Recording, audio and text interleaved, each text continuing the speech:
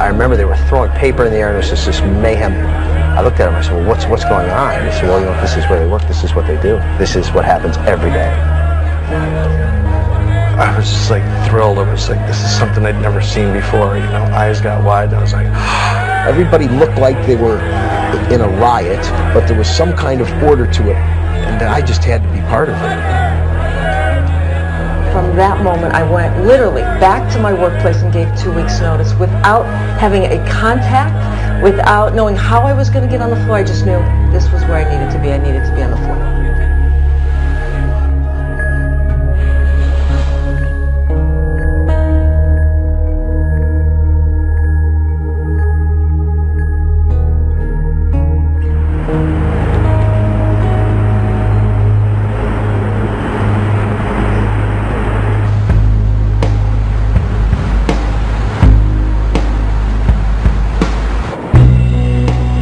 The biggest pits in the world are here in Chicago. Chicago Mercantile, the Board of Trade, Board Option Exchange, even the Chicago Stock Exchange. There's no place else that you have 9,000 pit traders all in one city. Nowhere else in the world.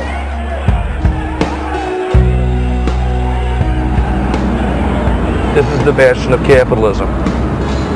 Player of railroads of the nation. Stacker of wheat, hog butcher of the world. That's what we do here. You know, if Chicago's known for anything else, let it be the trading capital of the world. This is LaSalle Boulevard, all the way down. Summertime, it's absolutely beautiful. All the trees full up. This is where trading started. I mean, why do we have so many traders here? I think it really is an entrepreneurial spirit, and it's a very competitive environment. I know the guys on the trading desks in New York are also very competitive, but it's not physical. Chicago, it's physical.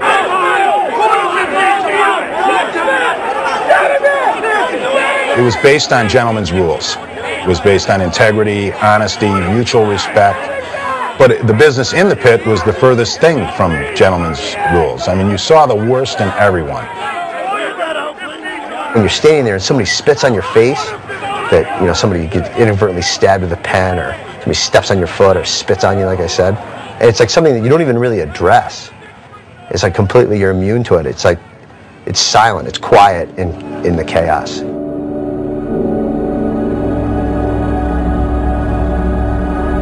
The physicality in the pit was ridiculous. We got to the point where at times the pit was so physical that before the start of the opening bell, we could pick our feet up off the ground and not fall. 29 miles per Eddie! 14! Eddie! 14!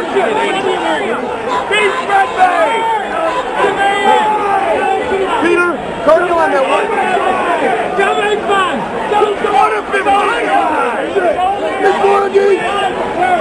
The open outcry process is, you know, 80% bravery. I mean, it's a perspiration game. You have to have nerve. Some are brilliant, some are totally eccentric, some are totally nerdy, some are just flagrant jerks. At the Board of Trade, the interview process that I had to become a member, and I remember the one question they asked me, what do you want to do? And I said, I want to make a lot of money and leave. You never found an ad in the paper. You know, it was all people who trusted you. Found a friend of the family, got you on there because you were sharp or you had potential.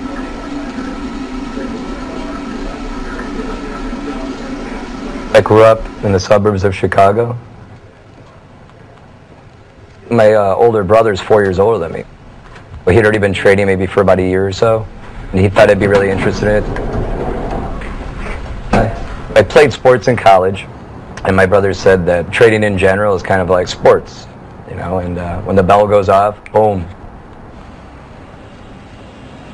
Like throwing a touchdown pass in Michigan Stadium with 100,000 people with the cheering. Just that adrenaline rush. I mean, it's insane. It's not a normal job. I mean, it's not a normal job where you're not getting a salary every 2 weeks. You don't have this health plan. You don't have your 401k. I mean, you have to do it yourself. When you've had a taste of the money, you don't want to go back to be in the corporate world. I mean, I just couldn't see myself working for a firm and just getting reamed on by a boss. Probably, seriously, I'd probably tackle him or something. I'd be like, you know, who are you? Hey, Chuck. This is Creedence Clearwater Revival. That's my acronym. This is my brother's first album, The Endless Summer. And I got it for, you know, colorful reasons. You got your little groups. You got your Southsiders, you got your Northsiders, you got the Jewish clique, you got the Irish clique, you got the Italian clique. I'm Polish, I don't think we have a clique.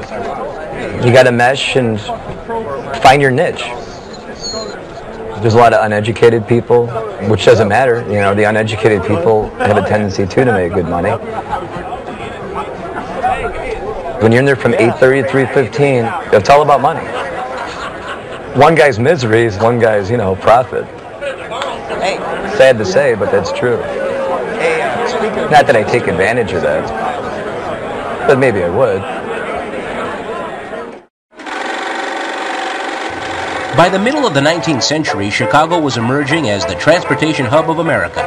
Trade routes by rail and water converged on the city, giving birth to its famous stockyards and slaughterhouses, and a town hall market that would later become known as the world's first modern futures exchange. On April 3rd, 1848, 83 merchants founded the Chicago Board of Trade. Futures trading provided an opportunity for buyers and sellers to manage their risk against unpredictable price fluctuations. Too many cattle this year? Well, the beef prices are low. Drought in the Midwest? The corn prices go higher. If both the buyer and the seller can agree on a price ahead of time, we call this a futures contract. This agreement allows them the opportunity to protect themselves against paying too much or selling for too little. So who are all these guys yelling and screaming, and what are they doing? As the exchange grew in popularity, at times there'd be more sellers than buyers, or a demand with no one there to meet it. Entrepreneurs saw an opportunity to take advantage of this imbalance, working in the middle as both buyer and seller. This allowed them to profit by speculating with their own money while filling a vital need for market liquidity, or the ease with which goods can be bought or sold in the marketplace. These early speculators became known as local traders. As their role expanded over time, they became major players on the trading floor. In 1981, the Chicago Exchanges introduced metals, energy, currencies, bonds, and stock indexes, attracting more interest than ever before. Soon calls were coming in from all over the world. The modern local trader might trade hundreds, if not thousands, of contracts in a single day, often getting in and out of trades in seconds, each time risking their own money in the hopes of profiting as they hold their own against the expanding market.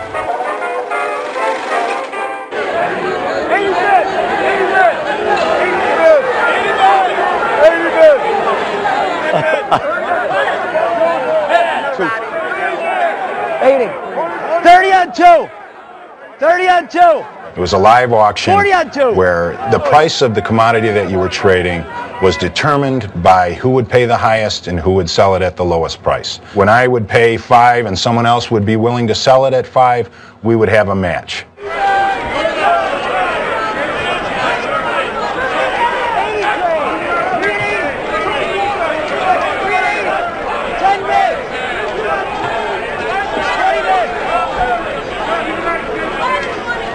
We would acknowledge it, check it in the pit by saying, you know, I bought so many contracts from you at this price. and then we'd write it on our cards. We'd end up handing in our cards to our clerks, and the clerks would take it to our clearinghouse. Yellow coats were designated for clerks. Other than that, all the different colors and different designs that you see down there was to make you stand out among the crowd. There were guys that had checkered jackets, red, white, and blue jackets. Anything that made you stand out in your area of the pit because you needed to be seen. It's a misunderstanding that traders manipulate the price, that they're responsible for prices going up or down. And it's completely false. The supply and demand drives that. If there's too little supply and demand is high, well, prices are going up. If there's too much supply and demand is flat, prices are going down. The traders are just in the middle. All they're doing is catching something for 1/10 of a penny and passing it on hundreds or thousands of times a day. It's actually funny because when you first come down here, it's overwhelming. You can't figure anything out. And quickly you kind of discover, well, that guy's a broker, and he's an order filler, and well, he's a big trader. All of a sudden people take on this personality, so you get an idea of what's happening. Well, then you get some confidence and some arrogance, and you decide that you're going to do this because you've been practicing and you think you can do it. Well, that's really when the learning starts. Because that's when you realize how incredibly complex and oftentimes scary and difficult and hard it is. These guys are professionals, every one of them.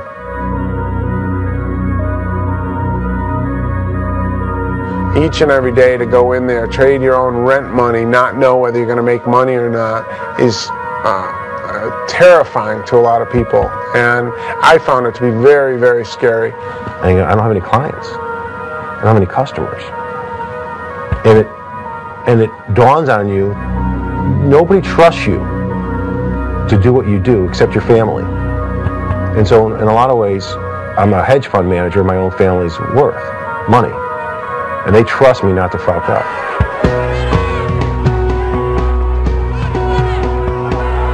The nature of trading is buying for one price and trying to sell it at a better price, period. You get in there, you make your first trade. You know, if you get whacked 10 times in a row, you pick yourself up by the bootstraps and you do it again. We started at 7:20. By 7:30, we were dripping wet of sweat. Fortunes had been made and lost in the first 10 minutes. Everybody had their ups and downs. I had bigger swings due to the size I traded. It really depends on how much you put on. A five-tick day, a five move from 1 to 6, you can make millions of dollars depending on how much you put on. 100 lot, if you put 100 lot on in the euro dollars, it's worth $2,500, okay? There are guys that have 2,000 lots on. So, you're talking about $200,000 a move, one tick. So it moves 5 ticks, you're up $1 million. If it goes 5 ticks against you, you're down $1 million. If you traded a few contracts at a time, your risk was limited. If you went and took on the market and bought everything available, your risk was enormous. There were traders that went into the pit every day and risked a house. You know, it wasn't unusual for guys to be making 20, 30 grand a day. It wasn't unusual for them to be losing 10, 20, 50,000 a day. And a lot of times you did that on one trade. Whether people like to admit it or not, this is a form of gambling. How is it not? If you buy a stock, you're buying the idea that that stock's going up, right? I mean, that's what we do, and options are the same way. I mean, there is a gambling mentality to what we do down there. It's gambling to go down there every day because you are risking something. But the rewards were phenomenal. If you took the biggest risk, you're either going to get crushed or you're going to be the happiest man on campus this afternoon. I think somebody once said that floor trading offered blue-collar guys a chance to get in with the big boys. Commodity trading only has 2 purposes. 1, to make a lot of money. 2, to manage a lot of money. And the faster you make big money, the faster you can do things with your life. And I think that's what it's allowed me to do. The numbers for successful guys are fleeting because you're only as good as your last trade. It's what you don't lose. It really is. I mean, there's been guys who've made more money than me, but for some reason or another, it was taken away. And so I think the more successful trader is the guy who can keep it for, you know, to the 10th, to the 9th race. The good traders know when to make money and leave. I tell you, I went to work every day. And when I wasn't at work, I was a miserable human being. I mean, without a doubt, I wanted to be back at work because I knew how much money you could make. And so when I go away on vacation, it didn't matter what I spent because I knew I was losing more not being at work, you know. And then somebody said, but you could be losing money. And I go, you know, you never think of it that way. Everything can be traced to being around the best traders in the free world. I would watch these guys trade in my pit, and I would say, if they're buying, I'm buying. If they're selling, I'm selling. But I also wanted to see, what was important to me, how they handle a loser. It's not what you make, it's what you don't lose that determines how much money you have at the end of the year. And I would watch these bigger traders, and I go, how do they handle the stress of having a losing trade? What do they do when they had a losing trade? I literally just learned by watching the most successful people in the world. Certainly the numbers that come out of these places, how much money people make, can be staggering. Yeah, my assistant, who's pretty junior, she makes a little bit more than my brother does. My brother's a cardiac anesthesiologist. My assistant is 3 years out of college and likes to drink beer. You had a bunch of young kids making more money than they knew what to do with, and they found things to do with it.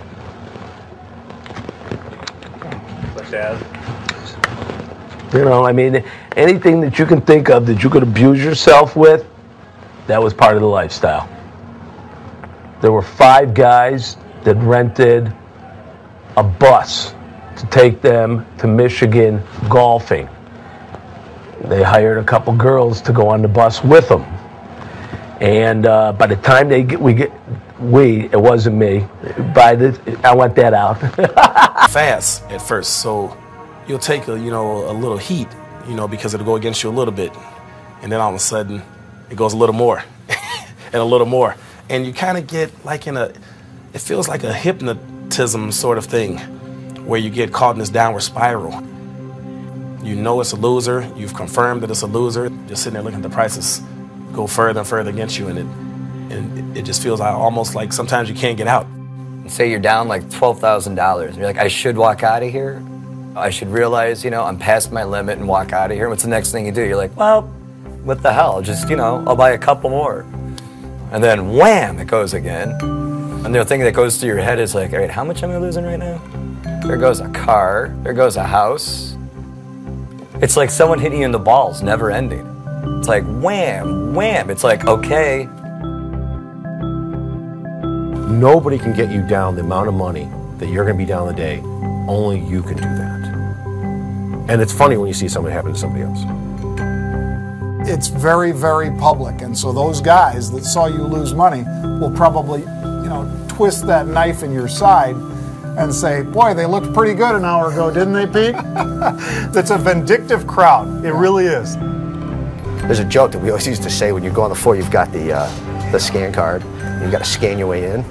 Well, if you scan it and you look down and the light's red, the guy behind you is like, ooh, bad day yesterday, or how you looking there? You're like, oh, no, it's good. You're like, come on. And it goes green. You're like, all right, yes. They're alive for another day. There were a lot of times when the markets got very volatile that you wouldn't see a guy the next day. And you knew he lost what he could lose. Valentine's Day, 1994. I had a little position on in the yen. The Japanese and the Americans were trying to make a trade deal, and they kept extending the deadline. And finally, they said, there's not going to be a deal. So when we walked in on that Monday, our market was limit up. So that position immediately was like 40,000 against me. And it was rallying. That's $1,000 a point. So every time it rallied 1 point higher, I lost another $1,000. Well, it rallied 100 points. It was $150,000.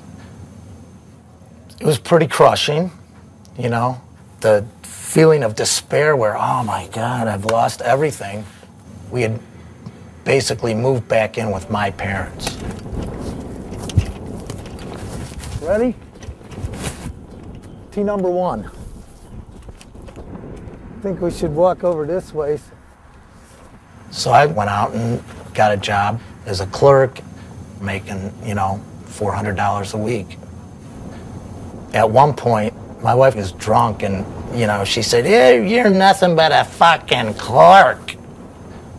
I think she really expected bigger and better things. Okay, I'll play that one. What's really nice is when the weather's a little warmer, but it's too cold for everybody else, you get the whole course to yourself. When the split came, it was pretty devastating for me.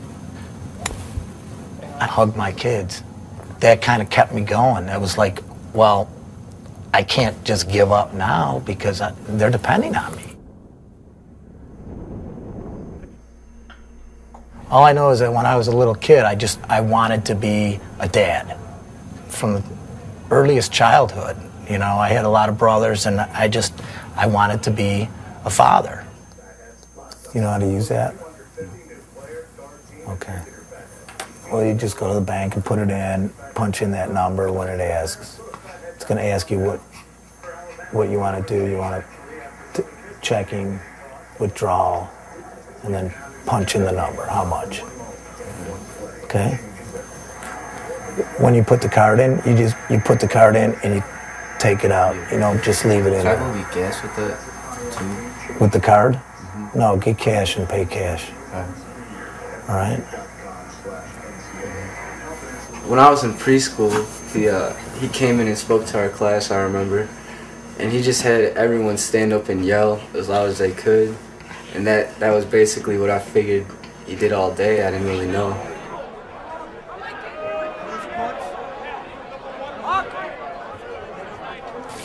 It's rough. Our markets are real thin, and it was just a tough week. By the end of the week, I was asking people, you know, how are you doing? How's it going in there for you? And every one of them was just like, it's brutal. It's brutal in there. I'm on with 3 brokers, so I have 1 broker on my right, 1 on my left, and I'm on the headset with a 3rd broker. Sometimes I have to flip the headset and say, hey, you know, can you hang on a second? I'm getting my asshole ripped open right here. I'll get right back to you as soon as I get done, you know. It's like that.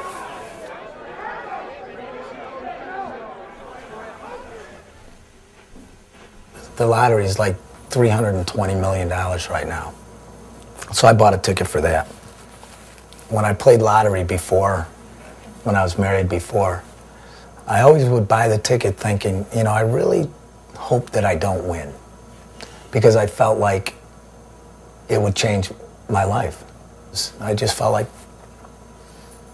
it would change my life to where I wouldn't be happy. Well, I'll take the chance now.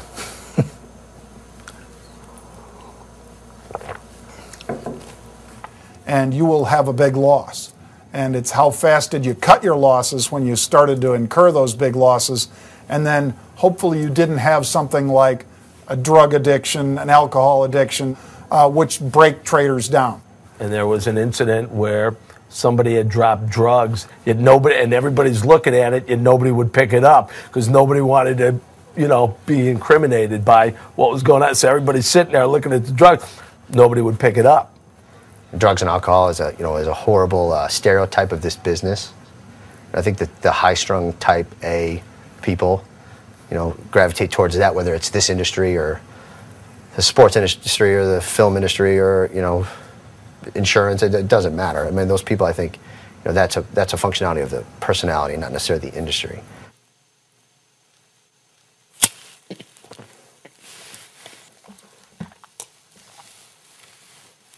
Okay. You know they hit me at the Merc, by the way. All I know is when I first walk in, every mother, can I say fucker, has a Rolex on their hand. And it's not, and I'm like, and looking at it, and that's all I could think about when I first started trading. Everybody's got more on their wrist than I got in my account. I thought it was just like, you know what, I could beat these guys. And I swear to God that 99% still don't get it. When you win, you start betting less. Bet more. I mean, there's one roll that you can make $100,000 off. Let it ride. If you roll 3 6s in a row, let it ride. Let it, the winner's ride. Money gets you super checks. I'm talking, I fucked the Playmate. Isn't that what every guy's fucking dream is? Right? The other thing about trading is just don't lose money. When you lose money, it changes everything. You can't keep going losing money and expect to live the same life. Somehow God or somehow some spiritual thing just whacks you. Or you want to buy something expensive because you've made it, and you've made enough money to buy it. You start losing every day. You buy a house, you can't make any money anymore. You go on an expensive vacation, but as soon as you say you're over the hump, I don't know.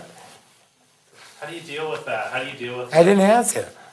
Make money every day. Did you make money every day? For a long time, yes. Did you, what happened? You don't trade now. Do you trade now? Cut. I mean, that leaves a heck of an impression. These were the men that, you know, they could do no wrong. They were there first. They were some of the pioneers. They had built huge fortunes, and they were just the wrong way on a day where it mowed them down. Because of what can happen and how much money they can lose at a rapid pace, the stress level was too much for some of the guys who actually took their own lives. And these guys were married with kids. So you're talking about enormous amounts of stress, and they just couldn't look their wife in the eyes anymore, or their children, and it's pretty brutal, really brutal. A couple months ago, I told myself I'm leaving the floor. I definitely want to leave the floor. My overhead is insane. My gross profit was always growing, and then just over the past year, last year, for example, over less than half of what I made the year before. 8:30 opens, like the stock exchange, everything, all cash opens at 8:30. The trade was at 7:30 because the unemployment number came out at 7:30, and so I missed that move, which if I was on the computer, I would have had a chance of trading the number and probably been done at 8 o'clock. Instead, you know, I got to stick around and wait for a move later on in the day, hopefully. We're obviously going computer, whether it's, you know, tomorrow or, you know, a couple months from now, I don't know. You can just tell by my coat, too. It's faded just like the floor.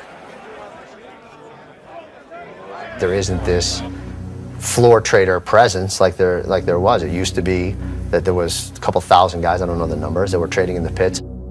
We had as much as 500 people in the pit when I was there in the 80s.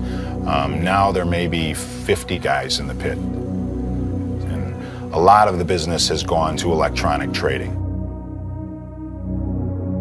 The internet became very commonplace in the 90s. And the speed at which the information was learned by all players in the marketplace became so fast, everyone got all the information at the same time. The trading industry started to go with the information industry and went side by side with that. They wanted to be able to trade instantly when the news came out. And as they've leveled the playing field, the people in the pits have lost a lot of their advantage. The computer brings in so much girth. There is no need for individuals to bring liquidity anymore. Well, the old days, it would trade 5, 6, 7, 8, 9, 10, and a lot of trading would take place between 5 and 10. Nowadays, the market instantaneously changes price from 5 to 10, and there's nothing in the middle. And as the markets have gotten more sophisticated, the customers know where things should trade.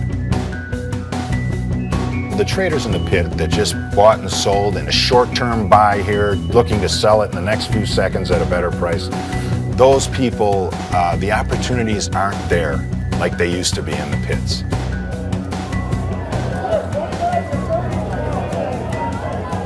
You could see it in the NASDAQ. The volume started to drift away from the pit. There would be less volume, and I was spending more in commission trading with the box, as I call the box, the computer. The most vile invention in the world. It is just a disgusting thing. In the 70s, I was on Wall Street. I was at the discos, late night, having fun, and I was a trader. And it was immediate gratification because you'd come in the morning, you'd have money in your account. The next thing you know, oh geez, I just made $1,000. Let's go out and have some cocktails. And we were sky high for 20 years. Should have retired, but I didn't. Back to America. I grew up in the late 50s, early 60s. So I didn't learn computer games. I don't have that ability. I'm 51 years old and it's killing me. Typical weekend. I get done with work on Friday. I come home and relax. My kids get out of school. I'll give you guys a little squirt over here. Makes you begin to question, can I still trade? Am I a trader?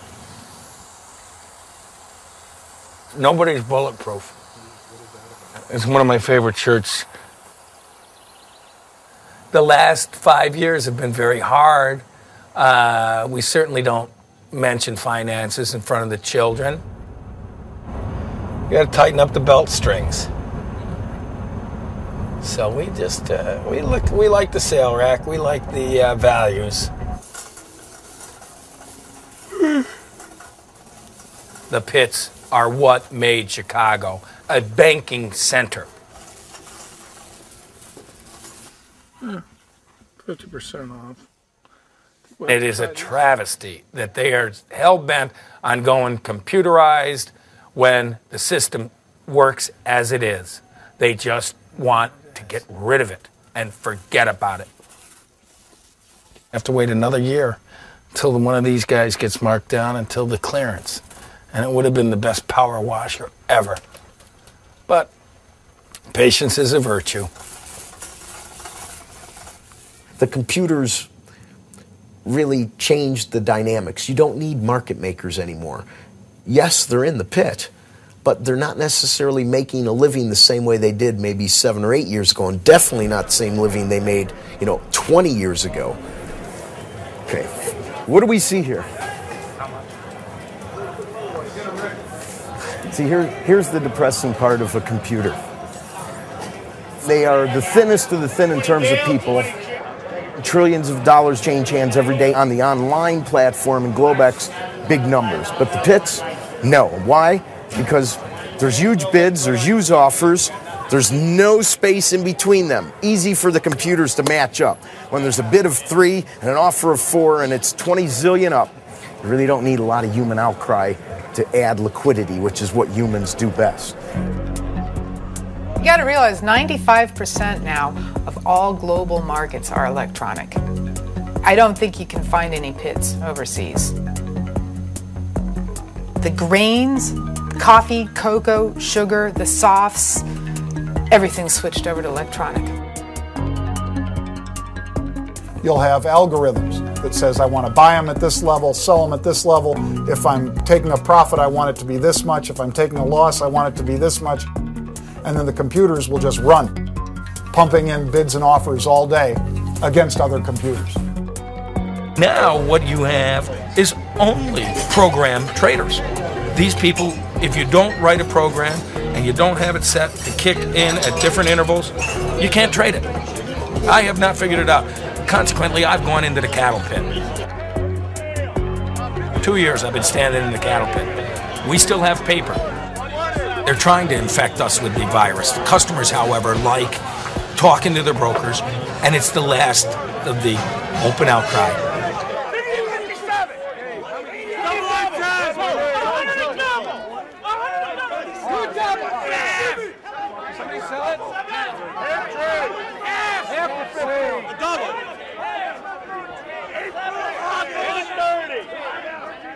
I think one of the biggest reasons some of those cowboys made so much money was that they were excellent at reading people. You're picking up the clues of the broker's faces, you're listening to the volume, you're hearing the noise. You can determine the fear level in the marketplace. But when it changes to the screen, you just see prices, you see numbers flashing back and forth. This is the life and the times of an upstairs trader. We just sit here with no exercise. You have to understand that I was in this incredibly stimulating environment of being on the trading floors for a number of years. I think there were 4 women on the entire exchange floor, you know, and it's like you're down there sink or swim, you know, you're in there with a pit of guys, you know, all sweaty armpits and everything, and I'm just trying to open my mouth to buy or sell a one lot. That's how I started. That's our exercise for the day. So to then go to an upstairs office where you have none of that, no sensory input whatsoever, and it's a learning curve too, because it's like an old dog trying to learn new tricks here, you know? You make your share of mistakes and, oh, I didn't mean to hit buy, I meant to hit sell, you know? Little kids grow up with these computer games and just take it for granted. It takes a while to learn. If you're trading multiple markets, it's impossible to monitor all this stuff technically for more than, say, 1 or 2 markets at a time. My eyes are right there. This is all for show and tell. If you think you can humanly process all this gobbledygook, you're crazy. It's like right there. I'm just looking at the last price. So 99% of the time, I'm just watching those go from plus 25 to plus 30 to plus 25. And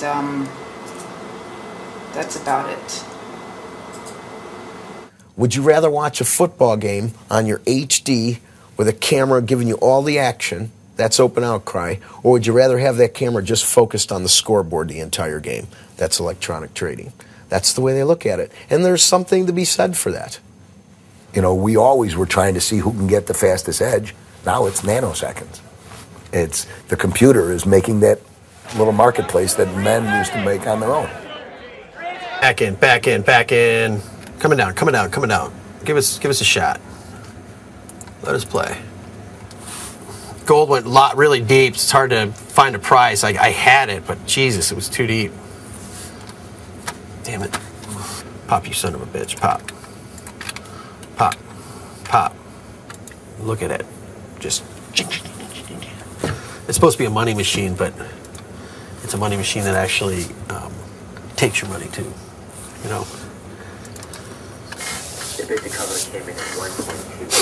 Nice trade, Adam. Did you get a package or? Not left. Yeah, this here, the blue side. These numbers are whoever in the whole world's trading. These are their bids, meaning they want to buy it at that price. This red side's the offers, and we call it the ask. They're asking for you to pay this price. Go, go, go, go, go, go, go, go, go. This is good for the farmers. Let's do it for the farmers. Oh my God. Buy them, buy them, buy them. Just won't go. Man, it's fast, but isn't that fun? I mean, that is fun. It would have been funner if I got the price. It's my second year trading, and I was waiting for that day I got double digits, and it happened at the beginning of the month. I was pretty stoked about it. Tried being humble about it, because at any given moment, it'll just take it away from you. It's easy to just enter a market. It's so easy to enter it. All you gotta do is click the mouse, you know? If you're having a good day and you just think like you can kill it still, and then all of a sudden you're chasing it, and then you're losing it, and then you're pissed, and your emotions take over, and that's mainly the problems that people have with trading, is controlling their emotion. That's why now people make computer programs and plug them in the market because it can't get emotional. The emotion is built into the program, but that's already structured. So it's structured to kind of control its losses, and if it's wrong, it gets the fuck out. The analysts come in, these technical nerds, rotten people that all they're doing is putting logarithms and algorithms and monkey rhythms, who knows. It's a bastardization of the market because economic news comes out and the market should go one way, and it doesn't. Now there's only one reason for that. The computer programs are set the other way, and the markets don't react normally.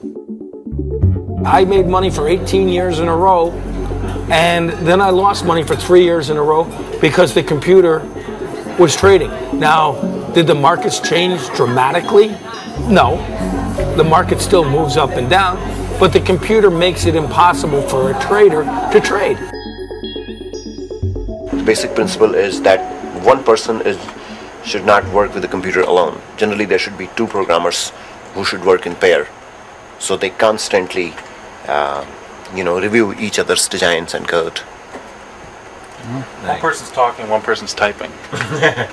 So like I'm typing, I'm thinking through, and he's saying what's going on. Reviewing in real time. Right. So we're adjusting as we're typing. That becomes. These people have programs. They say it's a wonderful system. There's no hijinks in it. I think that these people have hacked in and figured out how to run the books. Late at night, somebody's playing the game. Do you want to introduce everybody, or sure? We've got Phil, who is a nuclear physicist out of Argonne. Hello. And then we have Raja over here. Hi, Raja. It's like our How are you? super high-end back-end. Super high-end back-end programmer. Yeah. This is Rama. Hey, Rama. Hi. How are you? I'm What fine, are you doing? Again, backend, high traffic systems. What do you do? I worry. He is our full-time worrier. I'm the full-time worrier. Larry has done a tremendous job in bridging the gap between technology and the brokerage world.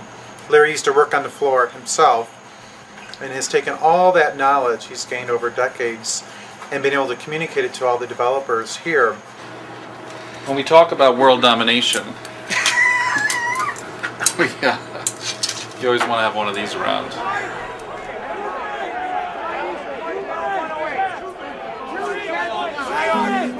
Most of these people come in the morning, the bell rings, they do their little trading, the bell closes, they go home, but they're not thinking one step ahead, and they're not planning one step ahead. Very few businesses will survive being run that way. Where is your business plan? Where is your forecasting? Which markets are changing? Where is the opportunity? Where's the technology to take advantage of? They haven't learned to adapt. You got a case of Darwinism here, I've been wanting to get in the computer, but I've been forcing myself to do trades I shouldn't be doing, meaning trading bigger than I should, putting more chips on the table when I should be taking away chips. That pit just sucks you into the big contract, and it takes you into that realm where you should be sticking to my guns on what I do, but I get away from that when I'm in the pit. For people who have the money to make the transition, great, but for me, no.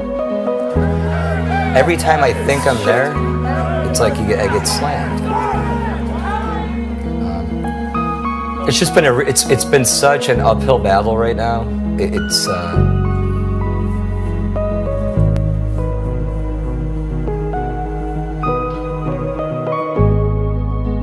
I've seen some of the most successful open outcry floor traders move to the screen and absolutely have zero success. To be a pit trader and then be trading upstairs in a screen, and trying to trade the same way, it's impossible. A large percentage of my business is working with traders and trading firms. I am a master certified coach and I'm a psychotherapist, and the application in the industry is huge. I deal with individual traders. I help them transition from being a floor trader to an upstairs trader. I would take your hand and I would lead you away and say, did you like that? Was that exciting? Great. It's going to go away. But let me show you the next coolest thing. Come on upstairs. And I would take that person to an electronic trading arena and say, this is the future. I mean, you see guys just lose their mojo and they can't trade themselves out of a box. And oftentimes it's just getting them to realize and become self-aware of what changed. Some people make the transition in a matter of months, and some people it takes years. And the difference is primarily how they're coming into my office, the approach that they're coming in with. Are they open to change? Or are they coming with, my life is over? Well, the guy that's coming in, my life is over, we're going to have a lot more work to do on the front end to get him into a transitional job. I have a friend that says, nah, I'm going to go up to his office. He's going to teach me how to trade spoos. They've got a program. It's blue when you want to buy and red when you want to sell. Great. When I was growing up, everything was family. Everything. We had summer vacation for 3 weeks. We'd drive from one AAA motel to the next, and we saw everything. Families nowadays, it's hard raising a kid. They grow up too fast. They're never kids. They're on this computer. They're in this video world. And the family unit is gone. It goes fast, and it's very sad. And I can allude that to Open Outcry. When we lose Open Outcry, we've lost an institution. Oh, but did you ever think you'd see that on a door? Very nice, very nice. This is my little new world. It's a beautiful world, but it's a computer world. Do you enjoy computer life? I'll tell you what, I have never been happier. I hate email.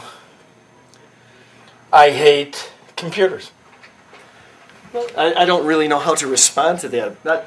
I believe Open Outcry is the most honorable and the most efficient trade in the world. It's a new game. It's a new world order. It's a crappy game. Well, I mean, if you were making a fortune trading electronically, it wouldn't be a crappy game. I wouldn't enjoy it. There's a misconception that the local trader can no longer compete with the black boxes or the algorithm guys. I can't. You know, first of all, they got to be right to market too. I've traded for 30 years, and I know markets. It's a different feel, okay? So it's like... It's not a feel. It's not. Let me propose this analogy. You're a musician, but you're trained in classical music. Okay. All of a sudden, does that mean you can't play jazz that's arrhythmic, that's atonal? Sure you could. You prefer the classical music or whatever it is. The market is like a symphony. And as a musician, you have to be able to play the music that the conductor gives to you. And that's, I think, what the world has evolved to. Every market, as volume, is dominated by computers. Not cattle and not hogs. Okay, I stand corrected, you're right. But that's only a matter of time. But they have this program where they're bid for 100 every nickel. You hit them some miraculous way. The computer gods, I bought one. The rest is canceled. Where did it go? I don't know. They have better programmers. The people that are making money are the programmers. I say the computer is the worst and the most evil thing of trading that I've ever seen. It's neutral. If I could convince you of anything after our discussion, I want you to get this idea of somehow this alternative trading modality is evil. And I can't win. I cannot beat the computer. And that's not the computer's fault. It's not that my competitor is evil. He's better. He's more efficient. If he's following the rules... It's more devious. Why is it devious? They do have these programs out there. Trust me when I say these people are cheating on the computer. All right, let's stop right there. They're cheating whom? Some people have better sources. Some people have better servers. You want to race your car? You know, get a Ferrari, get a Yugo. It's the same thing. It's just a car. I just want you to know that it's a neutral entity. It has no I soul. disagree. It has no conscience. It doesn't. It's evil. Price started going away and went to the computer, people were in shock. You know, a lot of my friends left the business and are still looking for another place to go.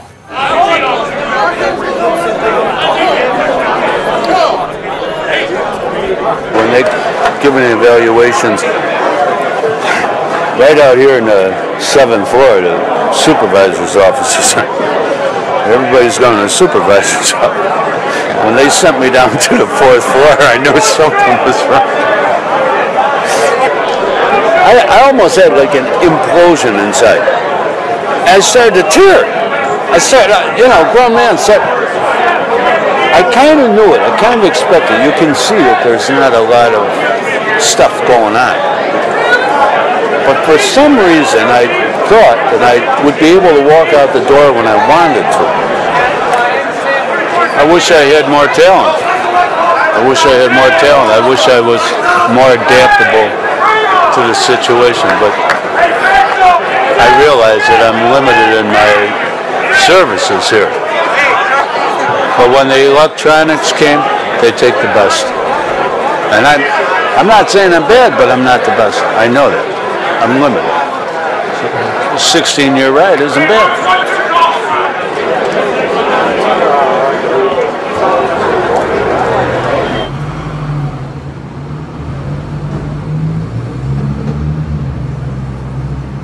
I was going to establish an office, computer trading, and then I pursued that, and then during that, the markets were horrible. Great excuse. I was horrible trading, and yeah, that was totally thrown on the back burner again. In a year, I want to not be living in Chicago, and hopefully I enjoy where I'm going to go visit out west, and if I enjoy it there, that's where I plan on residing. And that's where I think I would be most happy. Skiing in the winter, summer, just recreational things. What I'd like to do is be a park ranger. Maybe something in that capacity, like a search and rescue. Something where you're out in the element, and I kind of like that, being out in the element, maybe helping people. Something where you feel good when you come home at the end of the day. Wow. But that's the biggest feeling, though, the anxiety, that, you don't have that stress. It's hard to explain. It's just you're more at ease, because you realize it's not the most important thing in the world.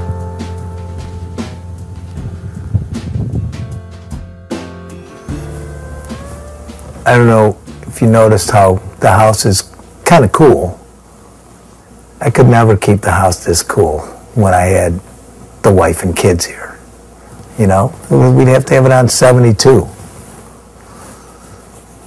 And then when Bobby comes and stays for the weekend, I'll turn it up a little bit, for him. But during the week when I'm here, I just turn it down, and my bills are like nothing. Very happy, comfortable here.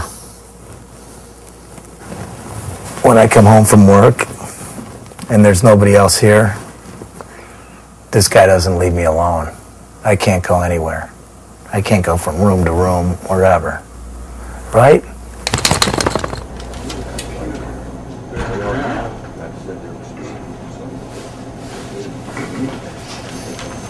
And as far as Bob, I would love if he, got interested in the business and found that he was good. I've been kind of telling him to take an interest, look into it. I'm willing to show him what I'm doing with the currency trading and stuff like that. And, I think when he's really interested, he'll let me know. I'm leaving it up to him, though. I'm not pushing him into it. Buddy, what's going on?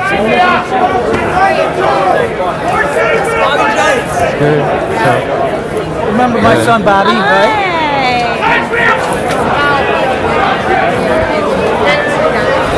graduating this spring? Yeah. You know you're going to college? Not yet. Are you going to college? Or? Yeah.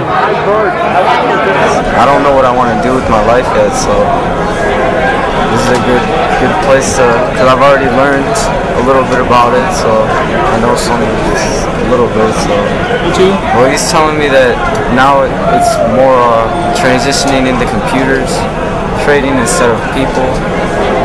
He told me to that I should get more involved with the computer parts, because then there will be more jobs for that. Like in about 10 years, they're going to come to me and say, Dad, how come everybody but you became a millionaire in the 1990s? I look back at it as, okay, that's just another opportunity that I wasn't able to take advantage of. Should I spend the rest of my life regretting it? No, I don't think so. You know, I just look on the upside, you know, my kids are healthy.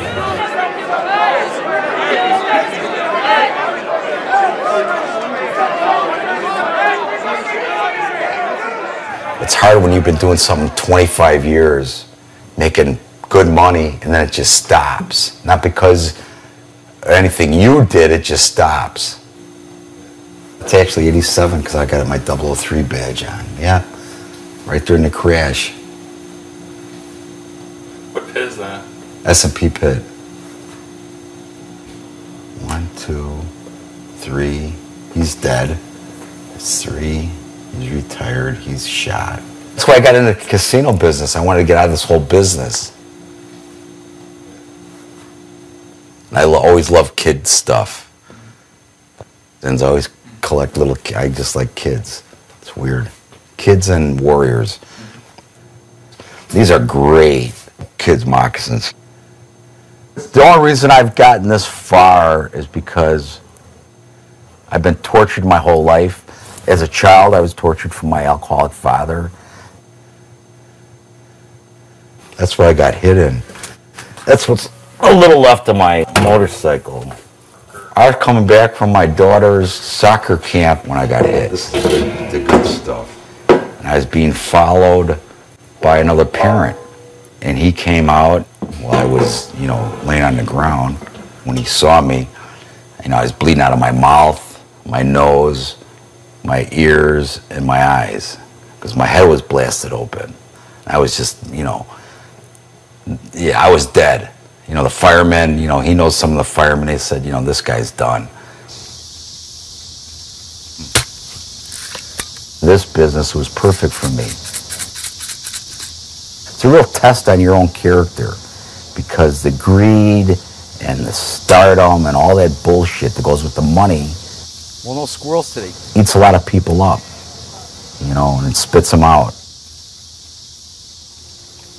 And one of the brokers, he's been down there as long as me, or even longer, he goes, boy, it was a good run we had. And I said, a run?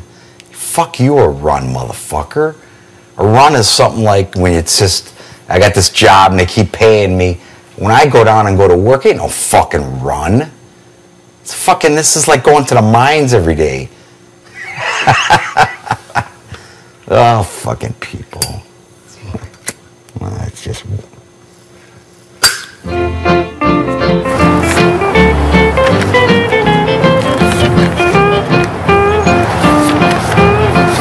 Okay, then...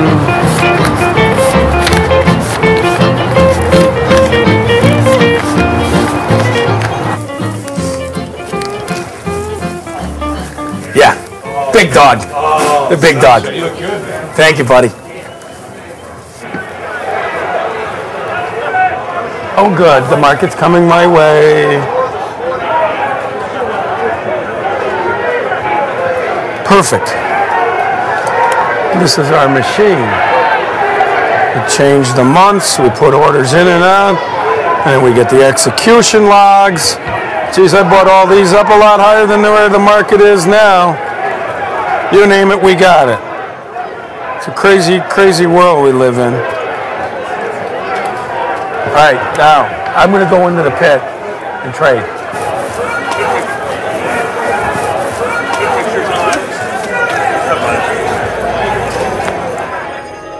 In my opinion, the byproduct of internet electronic trading It is creating more stability in the world. Stability meaning sharing wealth, but also sharing resources.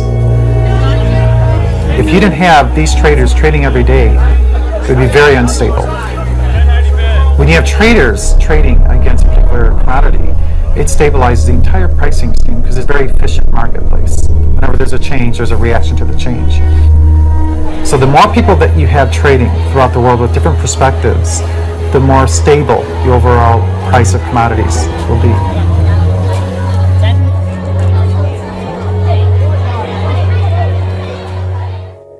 Good evening. This is an extraordinary period for America's economy. Over the past few weeks, many Americans have felt anxiety about their finances and their future.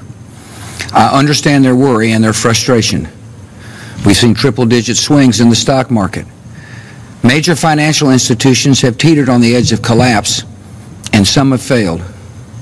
As uncertainty has grown, many banks have restricted lending.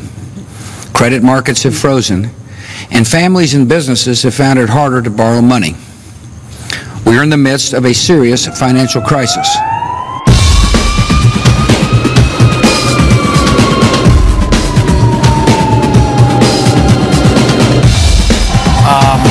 Yeah, it's 350 points down in the Dow again today after, it was positive several times. The S&Ps rallied 50 points in the morning and ended up down 30, and the markets are under extreme pressure.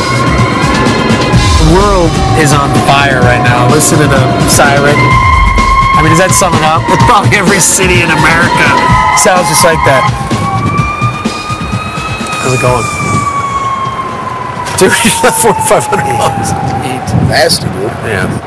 And awesome, But it's weird. You have to be patient, but then the patience has to turn into incredible decisiveness, Right. You gotta be patient, like let it happen. It's coming. This is a price I can use, and then you got to just hit it so fast. Where I want to get in is where that stop is. Damn, Oil's starting to do something here. So. Is it? Okay. Yeah. Let's do it. Let's do it. Let's go. The big announcement was earlier in the day when we had the interest rate, a worldwide interest rate reduction, which is pretty unprecedented.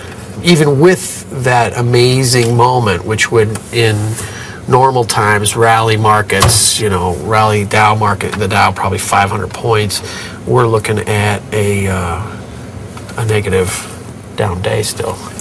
And you can look at the S&Ps. This is on the first, that first initial reaction. And of course they overshoot that. Everybody's looking for a way to get out. So I think what we're hoping is for it to rally, but the entire planet is, It's a whole global effort now. It's not just us. It's just, we affect it. We're a big part of the global economy. So they don't want us to fail. They can't have our dollar fail because we're a consumer nation. If our dollar's doing bad, they're going to do bad. What's your role in all this? I ride the wave. That's all I do.